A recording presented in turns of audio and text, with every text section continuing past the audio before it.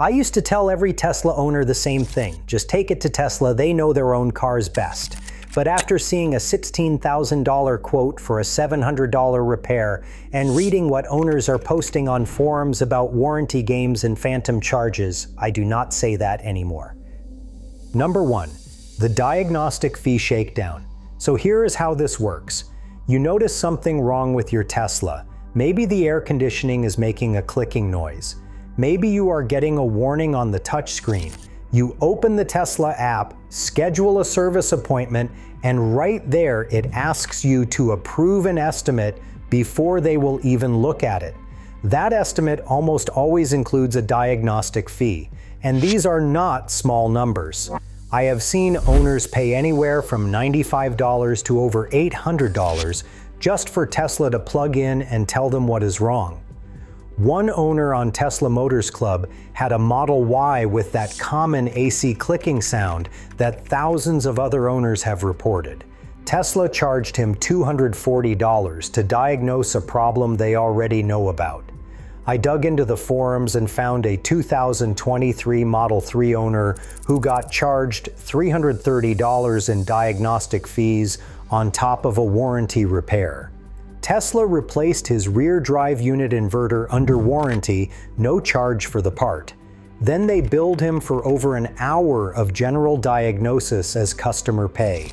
I even found one service center that demanded $853 just to intake a car that was throwing a service-needed warning. They would not even accept the vehicle until the owner approved that invoice through the app. Your car is telling you it might not restart, and the service center will not look at it until you agree to pay $853. The fix here is simple. Before you approve anything in that app, message the service center directly and tell them you believe the issue is covered under warranty. Get their response in writing. If the repair ends up being warranty covered, push back hard on any diagnostic fee they try to tack on. But charging you to diagnose the problem is just the warm-up. Once they have your car, the real money starts. Number 2, the replace everything racket. This one makes my blood boil because I have been fixing cars for over 20 years, and the idea of replacing an entire assembly for one broken piece goes against everything I believe in. A Model 3 owner hit some road debris and cracked a coolant nipple on the battery pack. We are talking about a plumbing fitting here. Tesla looked at it and quoted $16,000 for a full battery pack replacement. Their reasoning was that the fitting was molded into the pack and could not be serviced separately. An independent shop called the Electrified Garage grabbed a brass fitting from a hardware store and fixed the whole thing for $700. The coolant system only runs at about 2 pounds per square inch. This was not a complex repair. I have replaced coolant fittings on regular cars hundreds of times. It is basic work. But Tesla turned it into a 5-figure bill because their policy defaults to replacing the entire expensive assembly instead of actually diagnosing the root cause. In the shop, we call that parts cannon repair. You just throw the most expensive assembly at the problem and hope it sticks. And this is not a one-off story. I found a Cybertruck owner who hit a pothole and got hit with a $34,000 repair bill and 4 months of downtime. A 2025 Model Y with fewer than 20,000 miles had its battery fail, and Tesla quoted $17,000 while denying warranty coverage. Your protection here is always getting a second opinion from an independent Tesla specialist before approving any major repair. Shops like the Electrified Garage and Gruber Motor Company regularly save owners thousands on work that Tesla says requires full component replacement. Keep in mind, parts availability is a real problem right now. After Tesla's 2024 layoffs, wait times at some service centers ballooned to 8 weeks or more. So that expensive repair might also leave you without a car for a long time. Number 3, the bait and switch estimate. This one is sneaky because it starts small and grows once your car is already in the shop and you do not have a lot of options. One Model S owner approved an $800 estimate for a compressor issue. Fair enough. Then the service center called and said they also needed to do a system flush. The new estimate was $2,000. Then they recommended replacing the entire air conditioning system. The final bill was $6,000. That is a 750% increase from the original quote. In any other shop, that would get you laughed out of the building. I also found owners getting hit with separate diagnostic fees for each individual problem. One person paid 2 separate diagnostic charges of $250 each, plus a $25 confirmation fee for 3 issues addressed in a single visit. That is $525 just to be told what is wrong before a single part was touched. In my shop, if I am already under the hood diagnosing one problem and I spot a second one, I am not charging you a separate fee to notice it. Before you drop your car off, get the full estimate in writing with a breakdown of every line item, and take photos of your entire vehicle, including the dashboard showing the current mileage. That documentation becomes your best friend if things start escalating. Now, the next 3 items are the ones I think the fewest Tesla owners know about, and they might be costing you more than all the others combined. Number 4. The Goodwill reclassification trick. This is one of the least known scams on this list, and it might be the most damaging one long term. When Tesla fixes something under warranty, your invoice should say warranty repair. That creates a paper trail. If the same problem keeps happening, that trail is what triggers lemon law protections in your state. 3 or 4 failed warranty repairs on the same issue gives you legal standing. Here is what some service centers are doing instead. They fix the problem, but label it as Goodwill service on the invoice. An attorney confirmed this serves 2 purposes for Tesla. Goodwill repairs do not count toward those lemon law repair attempts, and they do not build the defect records that could trigger a recall investigation. Multiple owners on Tesla Motors Club reported finding suspension work and door repairs marked as Goodwill when they should have been warranty.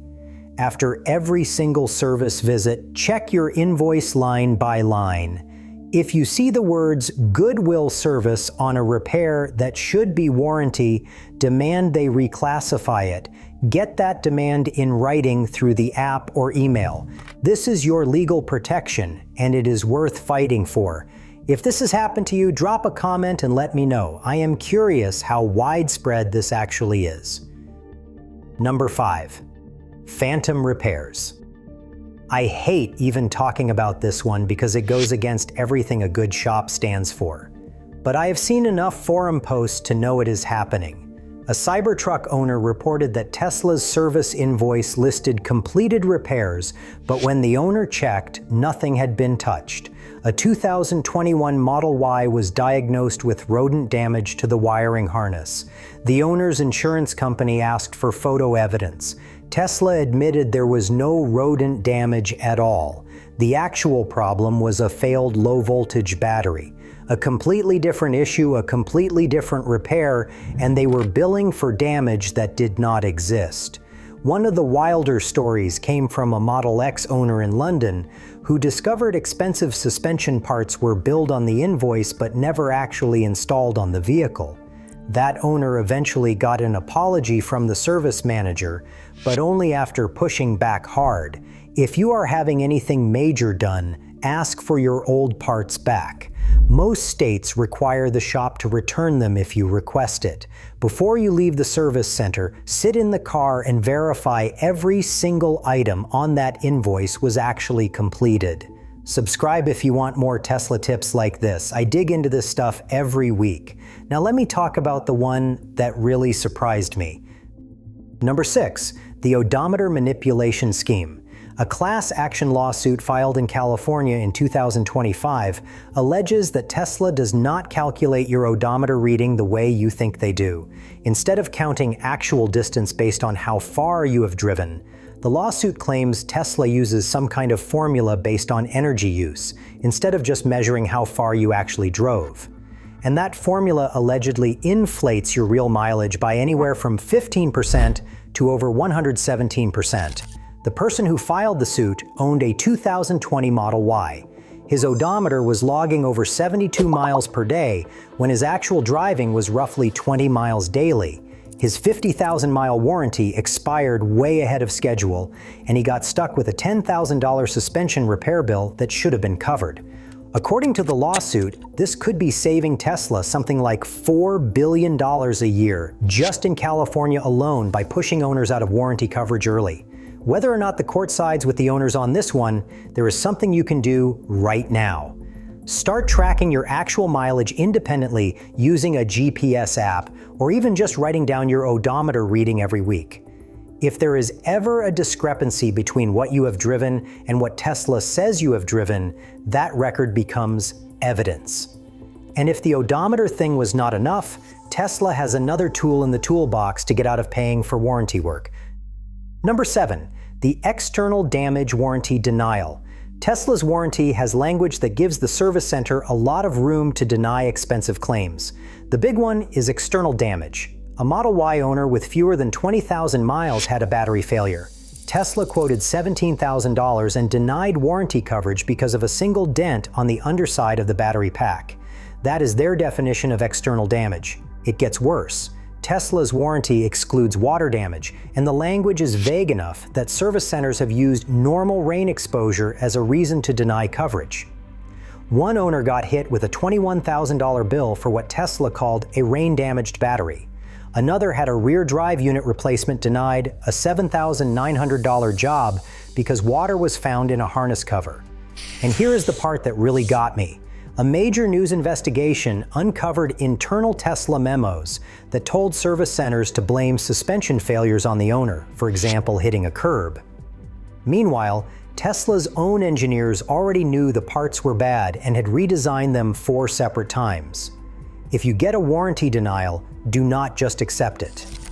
Escalate through the Tesla app first, then contact Tesla support directly, then file a complaint with your state attorney general's Consumer Protection Division. Tesla also has a free arbitration program through the National Center for Dispute Settlement that many owners do not know about. Number 8, third-party shop traps. Now you might be thinking, forget Tesla, I will just take my car to an independent shop. And that can absolutely be a smart move. But there are some real risks you need to know about. Tesla charges independent shops $3,000 a year for access to their diagnostic software, or $100 for just 24 hours. A lot of shops skip this cost entirely, which means they cannot recalibrate your autopilot cameras or safety sensors after doing body work. Your car might look perfect, but the driver assistance systems could be completely off. I have also seen shops that claim Tesla expertise but treat the aluminum body panels the same way they would treat steel on a regular car. Tesla's body is aluminum, and you cannot have steel dust floating around when you weld aluminum. A lot of regular body shops do not keep those areas separate. Mix the wrong metals and you get corrosion that shows up months down the road.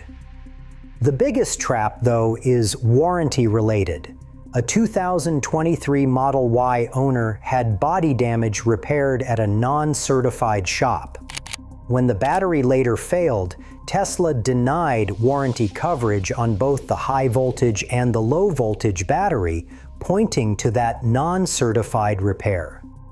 The Magnuson-Moss Warranty Act says a manufacturer cannot void your entire warranty just because you went to an independent shop.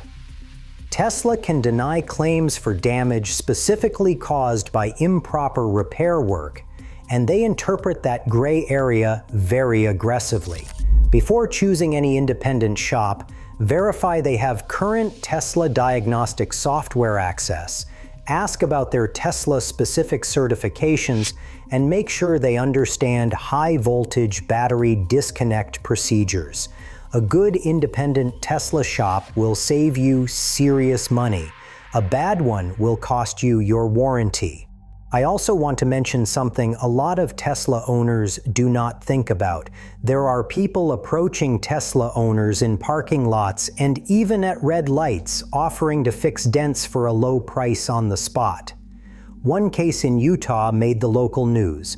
The work is almost always shoddy, and once they mess up your paint or panel, it is expensive to fix properly. If someone walks up to your car offering repairs, just say no and keep moving. Here is what it comes down to. Tesla makes a fantastic car. I am not here to bash the brand, but their service system is set up in a way where the manufacturer controls the parts, the software, the diagnostics, and the pricing. That is a lot of power concentrated in one place, and some service centers are using it to push repairs you do not need, deny warranty coverage you deserve, and charge prices that do not reflect the actual work being done. Document everything. Photograph your car before every service visit. Read every invoice line by line. Get second opinions on anything over $1,000. And know your rights under both the Magnuson-Moss Warranty Act and your state's Lemon Law. Here is the thing though, every single scam on this list gets a lot less scary if your Tesla is properly maintained and you catch problems early before they become leverage for a service center to overcharge you. I break down the exact maintenance routine I would follow if I owned a Tesla in that other video. That one might save you more money than everything I just told you. I will see you in the next one.